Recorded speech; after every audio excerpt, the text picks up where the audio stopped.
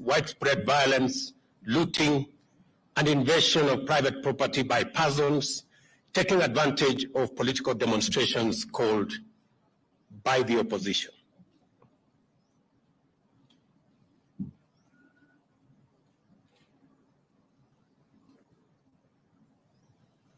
Will we start again or something?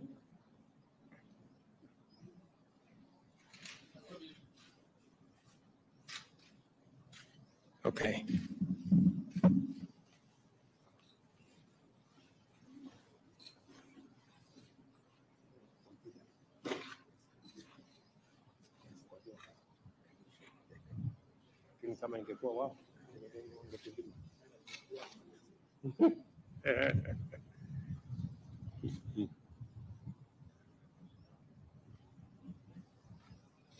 Okay.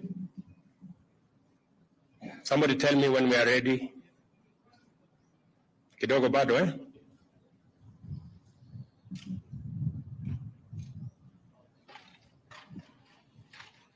Mumenichelewesha sana.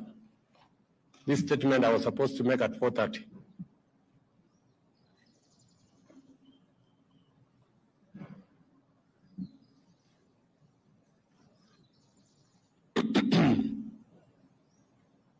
Thank you very much. Dear Kenyans, in the last 2 weeks, our country has experienced grave acts of lawlessness, widespread violence, looting, and invasion of private property by persons taking advantage of political demonstrations called by the opposition. During this period, lives have been lost, people injured, property looted or destroyed. The economy has suffered and our image as a nation dented. Our security agencies have endeavored to do everything within the law to protect the lives and property of all citizens.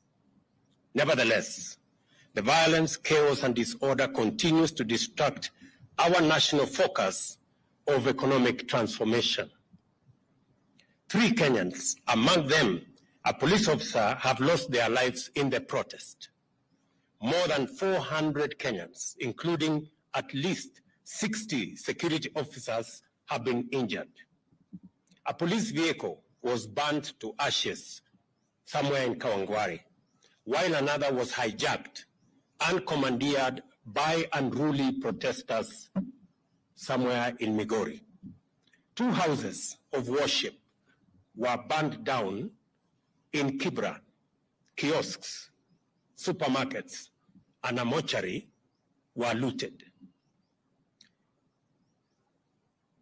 Fellow Kenyans, our country's image and history in the League of Modern Nations has been at stake in the last 2 weeks. The country's economy has been hit hard at a time when my administration is doing everything possible to salvage the economy from the deep hole where we found it. My administration has instituted solid measures and policies to attract investors and through their investment, create opportunities for millions of our young people to realize their potential, amongst many of the other issues that we are doing as government.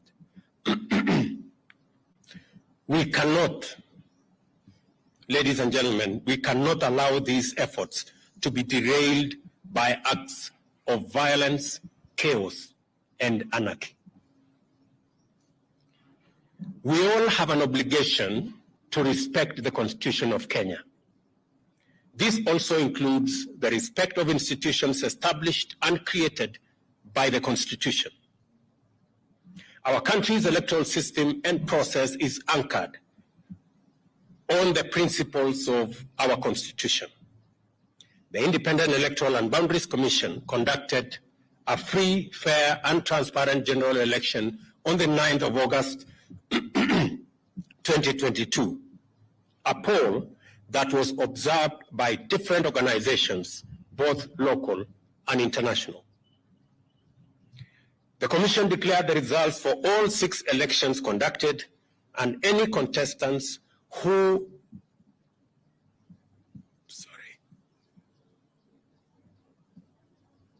were aggrieved by the outcome had an opportunity to present their grievances to the country's judicial system for arbitration.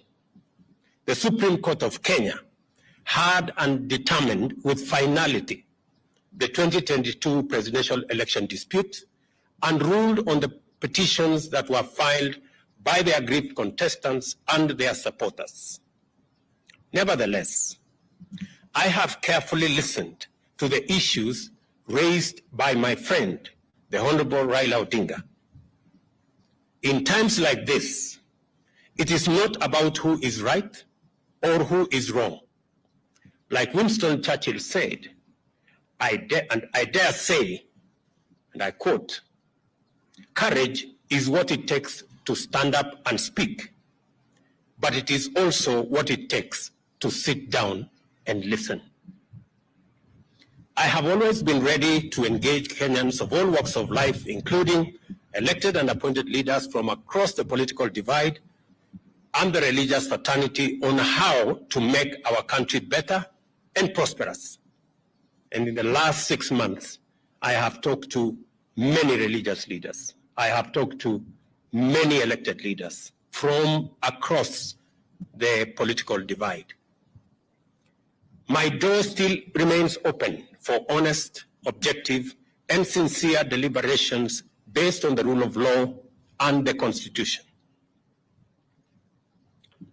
On the reconstitution of the future Electoral Commission, the selection panel that currently is in office is a creation of the law that was passed by the two chambers of parliament in response to a court decision.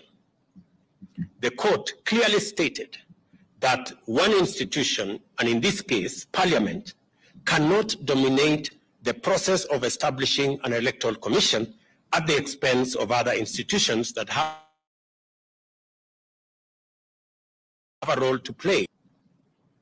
However, considering the matters raised by our friends in the opposition, I suggest a bipartisan engagement in Parliament on the reconstitution of the IEBC panel within the parameters of the law and the Constitution. In any case, as a Democrat and guided by the Constitution, I, on the 9th of December 2022, sent a memorandum to the Speakers of the National Assembly and Senate requesting the purposive intervention on implementation of the 2/3 gender rule, entrenchment in the Constitution of the Constituency Development Fund, Senate oversight and national gender affirmative action funds, establishment of the position of the Leader of Opposition, and the improvement of parliamentary oversight of the executive.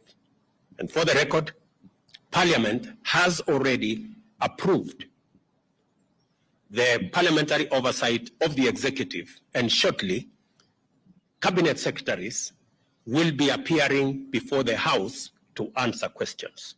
The other items are still in Parliament. The IEBC selection panel and the future process of recruitment of its commissioners could as well be part of a conversation leading to constitutionally and legally binding proposals through a bipartisan parliamentary process. In other words, I am suggesting that the issues that have been raised by our friends on the matter of IEBC, my suggestion is that this matter can be handled in Parliament by a bipartisan parliamentary process so that we can agree on what it is they have an issue with, and we can adjust as is agreed and as necessary. And therefore, in these circumstances, and in view of the recent events that led to loss of life and destruction of property in the demonstrations that have occasioned in our country for the last 2 weeks, I urge my brother Raila Odinga and the opposition to call off the demonstrations and to give this bipartisan approach a chance for us to take the country forward. Meanwhile, I call on all Kenyans to remain peaceful and law-abiding, and I assure them that the government of Kenya will continue with its sacred duty of protecting their lives and their property, including their businesses. Thank you very much.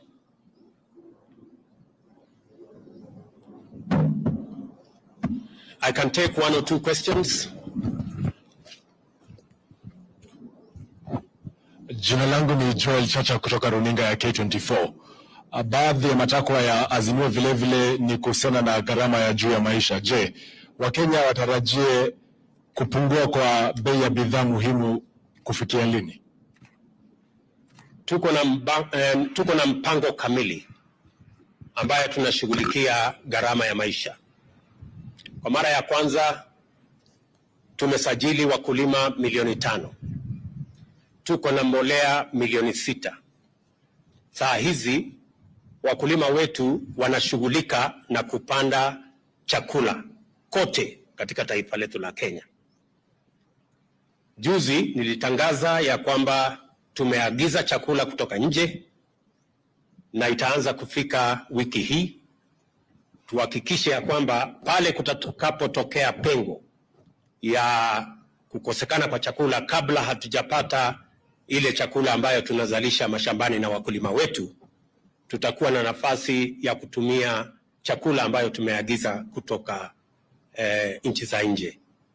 Tumeagiza mahindi, tumeagiza mchele, tumeagiza maharagwe, tumeagiza chakula ya aina nyingi ambazo tayari tulipatiana ilani kwa wakulima wetu kwamba kama kuna mkulima yeyote ambaye bado wako na chakula katika magala zao waziuze, kwa sababu kuanzia mwezi huu tutapata chakula kutoka nje ya nchi. Na pili, ni watangazie Wakenya ya kwamba mahali tulipata gharama ya chakula pale ilikuwa shilingi 230. Kufikia sasa ni shilingi 180. Kumaanisha ya kwamba zile hatua tumezichukua zimeanza kupunguza gharama ya maisha, lakini mpango yetu ni mpango ambayo inaitwa sustainable. Ndio sababu tunashughulika na wakulima wetu. My name is Chemutai Goen from Citizen TV. And in paving way to this bipartisan process that will initiate in Parliament, if it doesn't bear any fruit, and the positions that have been taken by yourself, your deputy, and several other leaders in government regarding a handshake or a working relationship, do we then foresee this possibly leading to that if it is for nation than for self? Chemutai, I didn't understand what you said. Sorry. Yeah, somebody was talking to me here, so Bole. Yeah, that's a former colleague. My question, this bipartisan process that is being initiated, possibly that will start in Parliament, if it doesn't bear any fruit, and the positions that have been taken by yourself, your deputy, and other leaders in your government regarding a handshake, do we foresee a position where maybe there will be softening of stances and a possible working relationship, even if it does not translate to sharing of positions in government? You know, as a believer in the rule of law, and as a believer in running an accountable government, our position is that we should never be in the position that this country was put by the handshake, where there is no distinction between government and the opposition. Once you compromise accountability and oversight, you are in for a lot of trouble. Our position is that we want to engage our brothers and sisters on the other side on issues that are important to the people of Kenya, them as an opposition, us as a government. That way, the system of checks and balances remains intact. Mr. President, I'm Sydney Chazima. from NTV. I have one or two questions. One, in a parliament where the ruling party or the ruling coalition enjoys a very high majority, how bipartisan will that process be? And then secondly, you've only touched on one of the issues that the opposition was putting forward as part of their demands. There are issues to do with the servers, there are issues to do with the high cost of living, which you have mentioned. Then thirdly, this is to do with the demonstrations. We've seen some kind of brute force against the media from the police. We would like you to address that.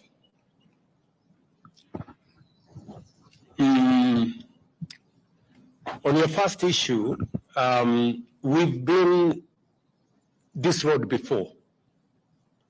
We've sorted out matters in a bipartisan way in Parliament before, irrespective of what numbers there are. And in any case, the numbers in Parliament, the difference is not that much from where I sit. So I do not see any threat of any side. And in any case, when we engage in a bipartisan approach, it is not a game of numbers. It is a game of reason and how we put our arguments in a manner that carries not one side, but all sides. That is the essence of a bipartisan approach.